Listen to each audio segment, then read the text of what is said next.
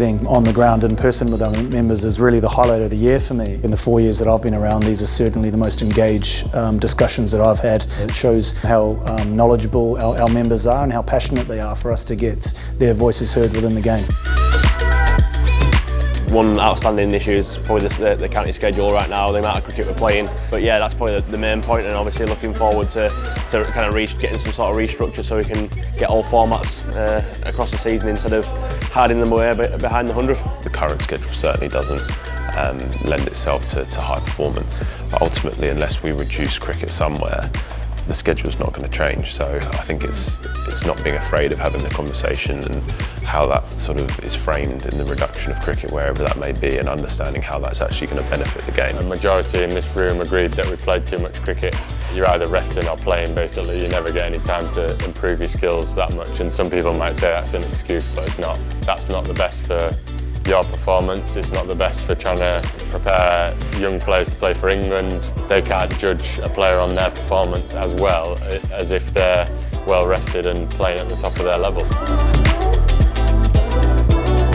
A particularly interesting discussion today on the future of the 100 and what it may mean for the players moving forward. We spent a lot of time on that, and inevitably the discussions around the structure of the game and the formats that we play. How the private investment, if it's going to happen in the 100, how that's going to affect us as players, and how that'll affect us as players who aren't playing in the 100 as well. It's obviously complex, but I think that's what the PCA do really well. They can try and put it in the simpler terms for you so you can understand it. We had lads that want to play every game they can, like myself, and when you boil it down, does it actually lead to you playing every game the best that you can?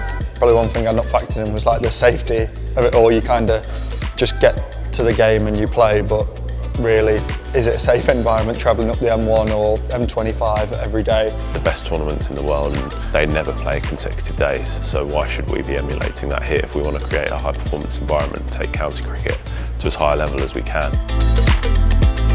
As players, we're obviously quite far away from the conversations that happen right at the top, and I think it's important that they listen to the people that are actually playing the game and experience it day in, day out. It's on us as players to start helping that process more and start actually putting our necks on the line and saying what we want, because without that, the PCA are sort of lost in the way with where they feel like they should be going and representing us. Everyone has a different view at the end of the day. Like, my view will be totally different to what anyone else in the room that had today. It's good when we get everyone together to get a collective view. Just to hear people's different opinions and their own personal thoughts on it, again, can only help us and help get a broader picture of how the game will be best suited to be the best performance for everyone, members, supporters, players in the future.